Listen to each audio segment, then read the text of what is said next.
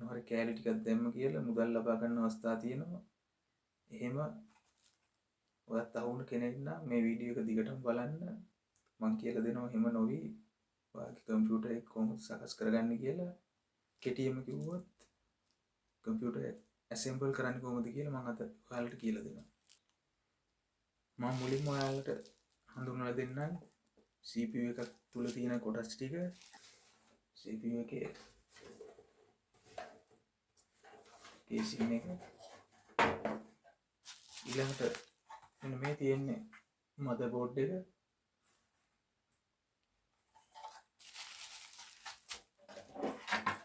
ඊළඟට මේ තියෙන්නේ පවර් සප්ලයි එක.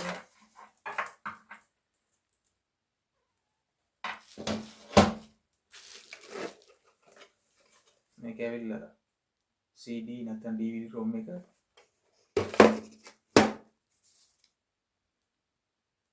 මේකට කියන්නේ ප්‍රොසෙසර් එක.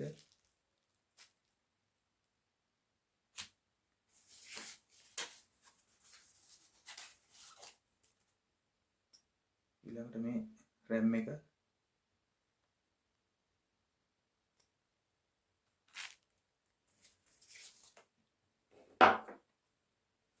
මේ තියෙන hard drive එක, hard disk එක.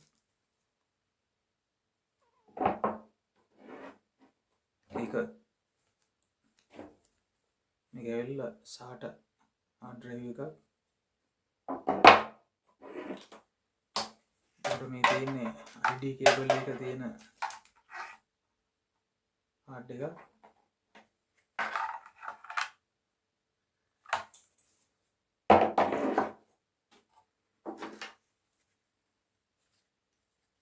මේ තියෙන VGA card එක.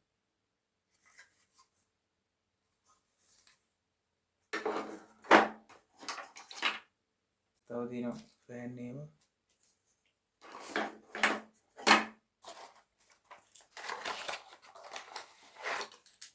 මේක ප්‍රොසෙසර් එකට සම්බන්ධ කරන fan එක. හරි, එහෙනම් අපි දැන් බලමු කොහොමද මේ කොටස් ටික එකට සම්බන්ධ කරන්න කියලා. හරි, මේ තියෙන්නේ මදර්බෝඩ් එක. මම මුලින්ම කියලා දෙන්නම් ප්‍රොසෙසර් එක සම්බන්ධ කරන්නේ කොහොමද කියලා. ප්‍රොසෙසර් එක සම්බන්ධ කරන තැන තමයි මේ තියෙන්නේ. මෙතන තියෙනවා මේ විදිහට ලොක් එකක්.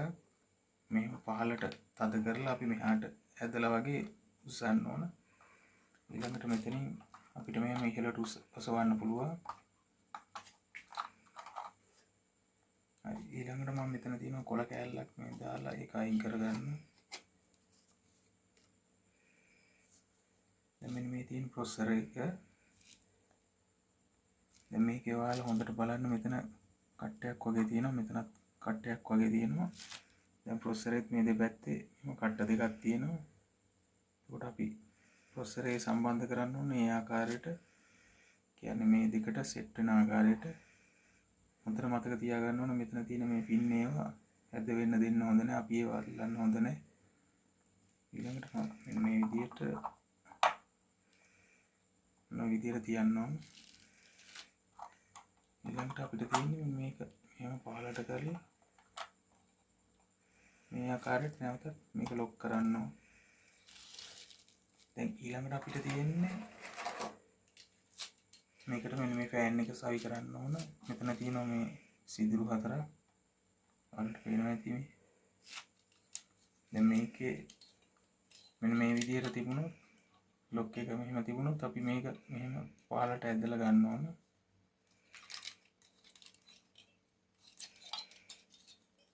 මෙහෙම ඇදලා අරගෙන අපි කරන්න ඕන මේ සිදුරු අතරට සම්බන්ධ වෙන විදිහට මෙහෙම තියන්න ඕන.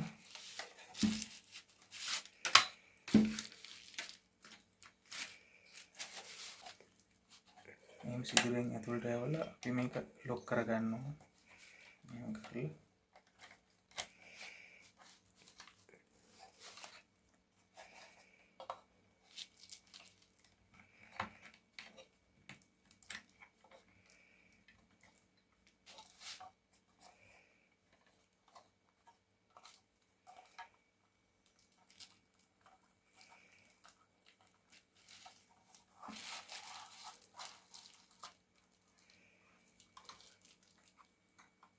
හොඳට ලොක් වුණා. මෙන්න මේ විදිහට ගලවන්න බෑ. ඒක හොඳට සම්බන්ධ වෙලා තියෙනවා. ඊළඟට මේ ෆෑන් එකේ තියෙන වයර් එක අපි මේක සම්බන්ධ කරන්න ඕන. මෙතන බෝඩ් එකේ තියෙනවා CPU ෆෑන් කියලා මේ තියෙනවා. ඒකේ අපි මෙතන මේ කට්ටයක් තියෙනවා. මෙතන මේ පැත්තේ කට්ටයක් තියෙනවා. ඒකට සම්බන්ධ වෙන විදිහට තමයි අපි සම්බන්ධ කරන්න ඕනේ. දැන් ඊළඟට මේ වයර් එක මෙහෙම පහත් කරලා තියන්න ඕන. මේ ෆෑන් එකේ වැදෙන්නේ නැති විදිහට මේකේ වැදුණොත් ෆෑන් එක නවතිනවා. ඊළඟ ප්‍රොසෙසර් එක හීට් වෙන්න පුළුවන්. ඒකින්ද මේ විදිහට මේකට ප්‍රශ්නයක් නොවන විදිහට අපි මේක තියන්න ඕන.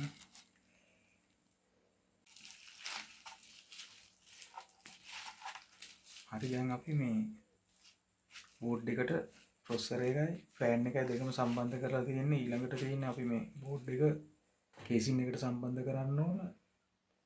මේ කේසින් එක පොඩි එකක් නිසා මම මුලින්ම කරන්නේ මේ පවර් සප්ලයි එක මුලින්ම සම්බන්ධ කරගන්නවා කේසින් එකට.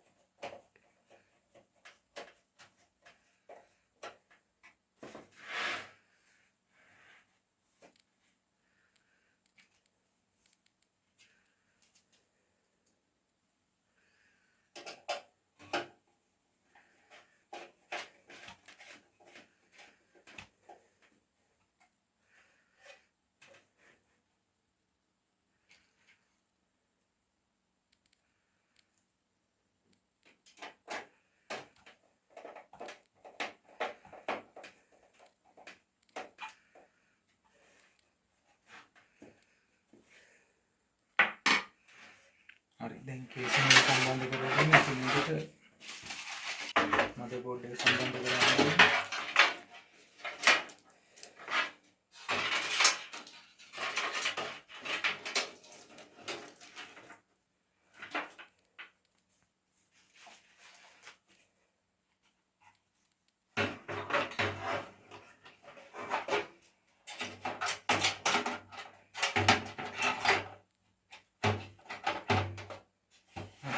සම්බන්ධ කරලා මුලින් බලන්න ඕන. මෙතන තියෙනවා මේකට සම්බන්ධ වෙන විදිහට තමයි තියන්නේ. මේ සිදුරු වලට හරියට සම්බන්ධ වෙන විදිහට අපි තියලා මේ විදිහට බෝඩ් එක තියලා ඊළඟට කරන්න ඕන මෙතනට ඇන සම්බන්ධ කරගන්න ඕන.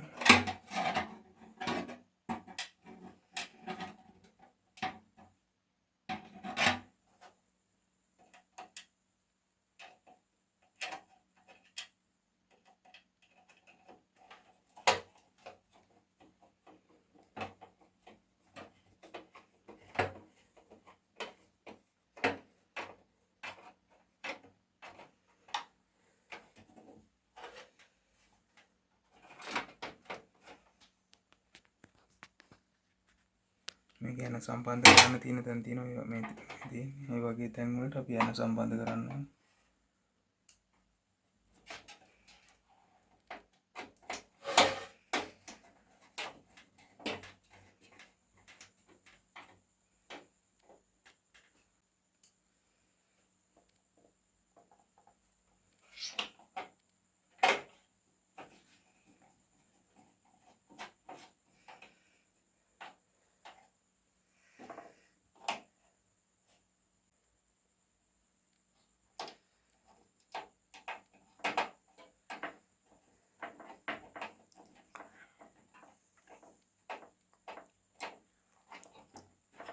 හරි දැන් අපි බෝඩ් එක සම්බන්ධ කරලා තියෙන්නේ මේ කේසින් එකට.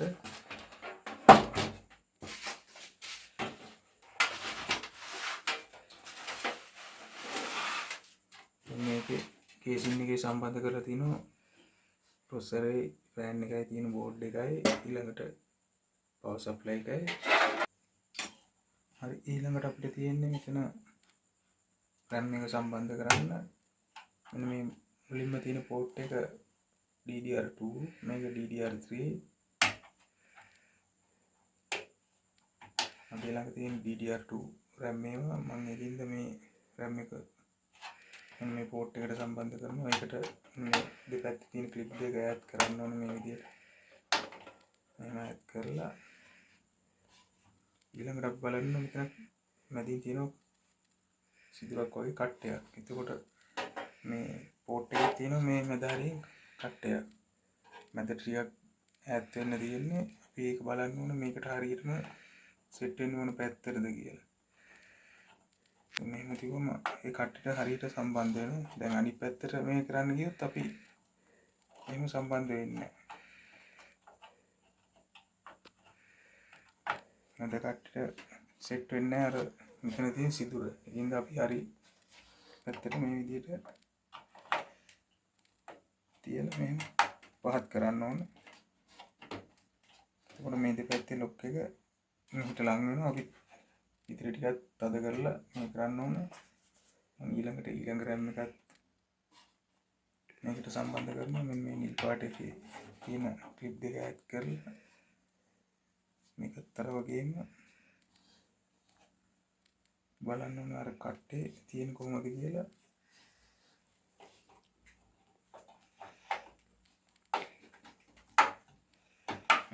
ඊළඟට පාලට තද කරන්න ඕනේ. ලොක් එක ටිකක් ඇවිල්ලා තියෙන ඉතුරු ටිකක් අපි තද කරා. හරි දැන් ඊළඟට අපි කරන්න ඕනේ මෙතන මේකට තියෙනවා මේ DB ROM එක සම්බන්ධ කරන්න ඕනේ. මේ කේසින් එකේ තියෙන පොඩි ප්‍රශ්නයක් නිසා අපිට කරන්න වෙන්නේ මෙතන දැන් ගොඩක් කේසින් වල තියෙන මෙහෙම ඇතුළට බස්සන්න පුළුවන්. දැන් මේකේ මෙතන ඉතින් පුංචි නිසා මම කරන්නේ මේ කේසින් එකේ ඉතිරි කොටස මෙහෙම පන්නනවා.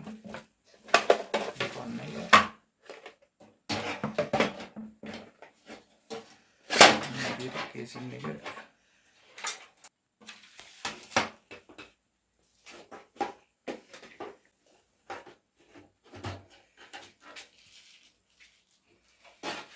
ඊළඟට අපි මේ කේසින් එක නැවත සම්බන්ධ කරගන්න.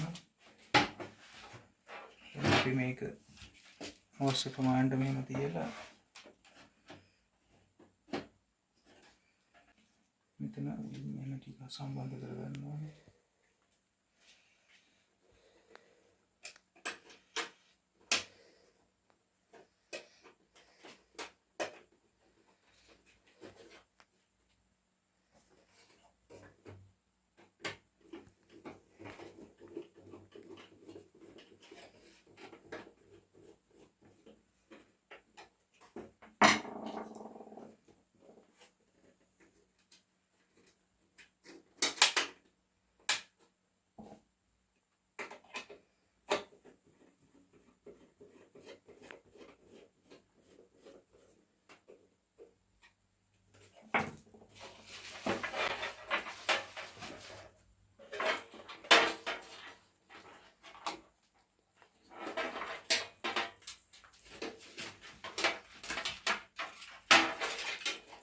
ඊළඟට මෙතන තියෙන කොටස් ටික අපි බෝඩ් එකට සම්බන්ධ කරගන්න.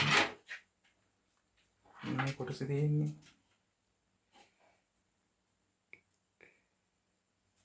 මෙතන තියෙනවා බෝඩ් එකේ තියෙන කොනේම තියෙන ඒකට මේ පැත්තේ කට්ටයක් වගේ තියෙනවා. ඒ පැත්තට මෙන්න මේ කට්ටේ තියෙන්න ඕන. මේ පැත්තේ කට්ටයක් නැහැ. මේ පැත්තේ තමයි කට්ටේ තියෙන්නේ. මේ පැත්තට හරවලා මෙහෙම පත කරන්න ඕනේ.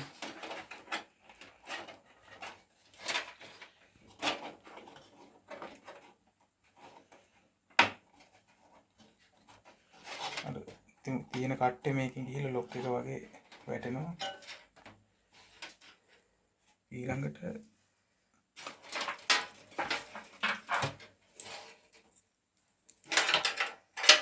මෙන්න මේකේ තියෙන මේ වගේ ලොක් එකක් මෙතනක් තියෙනවා. ඒ වගේ ලොක් එකක් මේ කොටසේ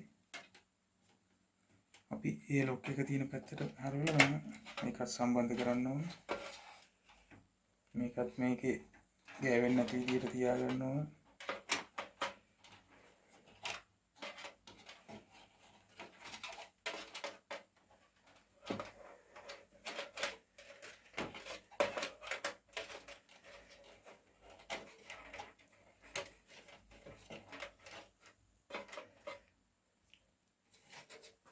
හරි ඊළඟට අපිට තියෙන්නේ මේ හાર્ඩ් එක මේකට සම්බන්ධ කරන්න. හાર્ඩ් එකේ මේ පින් තියෙන පැත්ත මේ පැත්තට තියලා අපි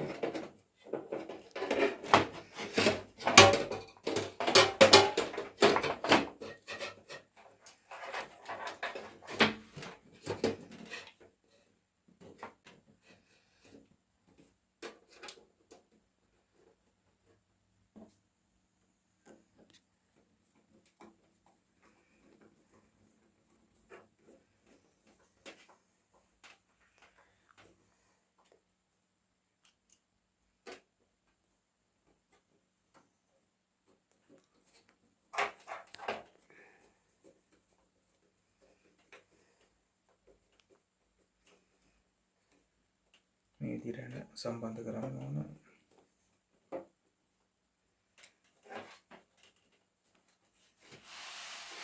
ඊළඟට අපිට තියෙන්නේ මේ හાર્ඩ් එක. එතකොට අපි සම්බන්ධ කරපු DVD ROM එක හાર્ඩ් එක මේ සියල්ලටම අපි මේ පවර් සප්ලයි එකකින් එන කරන්ට් එක ලබා දෙන්න ඕන.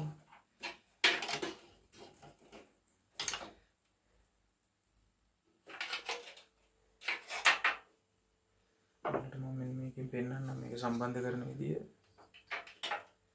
දැන් මේ තියෙන්නේ SATA power cable. දැන් මේක මෙතන මෙහෙම ඇවිල්ලා එල් ලකුණු හැඩයට කට්ටයක් තියෙනවා මෙතන.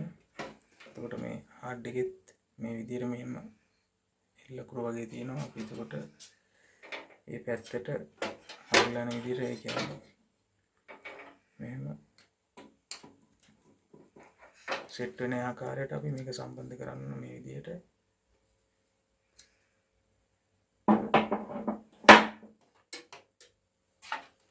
දැන් මම මේ විදිහට මේ හાર્ඩ් එකට සම්බන්ධ කරනවා.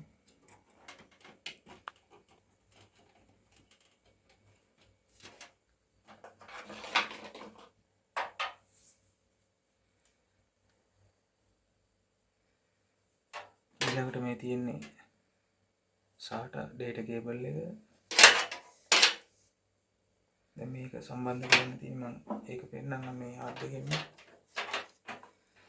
දැන් අපි පවර් එක සම්බන්ධ කරේ මෙතෙන්ටනේ. අර මේ විදිහට කට් තියෙන විදිහ හරවලා ඊළඟට මේකෙත් ඒ වගේම තියෙන එල් ලකුණු හැඩේ මෙහෙම කට්ටය. දැන් මෙතනත් මේකේ මේ පැත්තේ තියෙනවා. මේක පැන්නුවම හොඳට පේනවා. මෙතන තියෙනවා. අපි මේක ඒකට සෙට් වෙන විදිහට මේ විදිහට සම්බන්ධ කරන්න ඕනේ.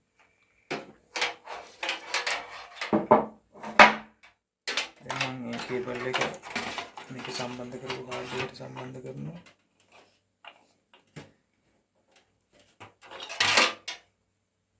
දැන් මේක බෝඩ් එකේ තියෙනවා. මෙතන තියෙනවා මේ තියෙන ඒ වගේ පෝට් 4ක් තියෙනවා. අපි මේ එකකට මේක සම්බන්ධ කරනවා. මෙහෙම සම්බන්ධ කරන්න ඕනේ. ඊළඟට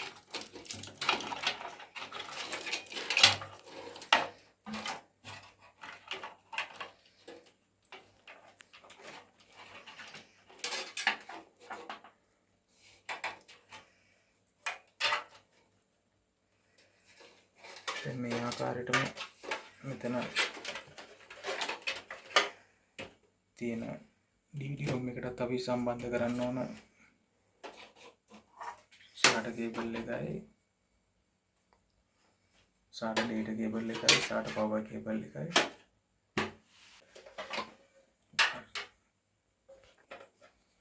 ඊළඟට ඒ DVD ROM එකට සවි කරපු අපි මේ SATA cable එක data cable එක SATA මෙතන board එකට සම්බන්ධ කරනවා.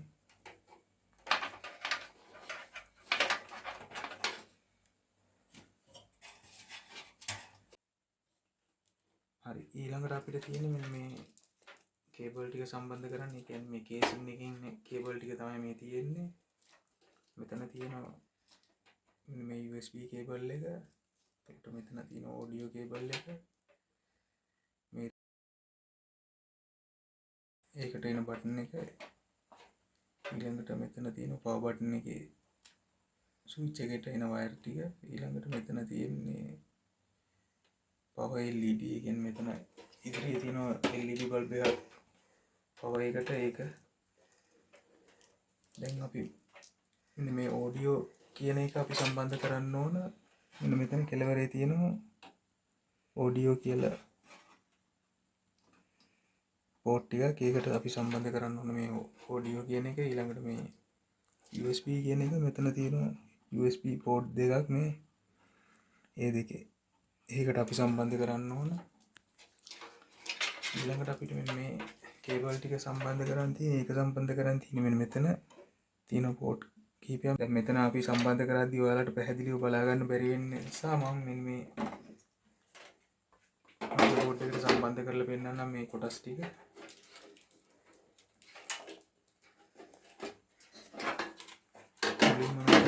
මේ audio cable එක මම මේකට සම්බන්ධ කරන්නම්. ඒක සම්බන්ධ කරද්දී අපි මේක බලන්න ඕන දෙයක් තියෙනවා. ඒ කියන්නේ මෙතන තියෙනවා සිදුරක් නැති තැනක්. එතකොට මෙතනත් port එකක් ඒ කියන්නේ pin එකක් නැති තැනක් තියෙනවා. ඒ පැත්ත හරියට හරවලා තමයි මේක සම්බන්ධ කරන්න ඕන.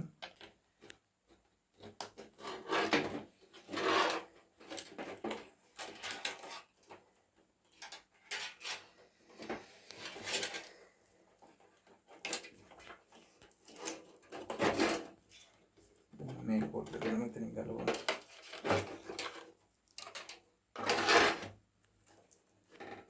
ඊළඟට අපිට තියෙනවා මෙතන USB cable එක. ඒක අපි සම්බන්ධ කරන්න ඕන මෙතන තියෙන මෙන්න මේ port දෙකකින් එකට. මේක මෙතන ඉහළ කෙළවරේ සිදුරක් නැති තැනක් තියෙනවා. එතකොට මේකේ යට මෙහෙම තියෙන පහළ මේ පැත්තට මෙහෙම හරවලා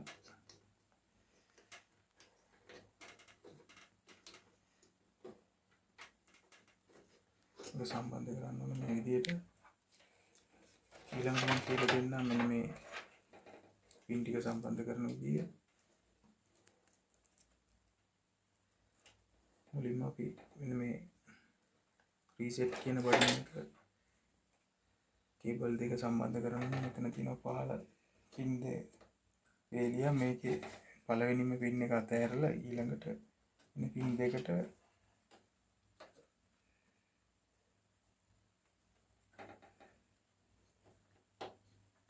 පාලින් තියෙන pin දෙක අපි කරන්නේ. ඒකට පළවෙනි pin එක අතහැරලා ඊළඟ pin දෙකට මේක සම්බන්ධ කරනවා. ඊළඟට මේ තියෙන්නේ power button එකේ pin එක.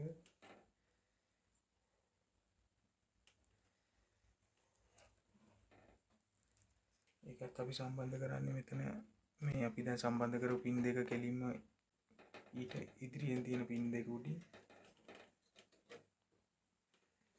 හරි ඊළඟට සම්බන්ධ කරන්න තියෙන මෙන්න මේ power LED කියන එක. මේකේ මෙන්න මේ දන්න කියලා තියෙන එක අපි මෙහා කොනේම තියෙන pin එකටත් ඊළඟට මේ ඉරින තියෙන එක ඊළඟ pin එකට සම්බන්ධ කරනවා උඩ පෙළියේ.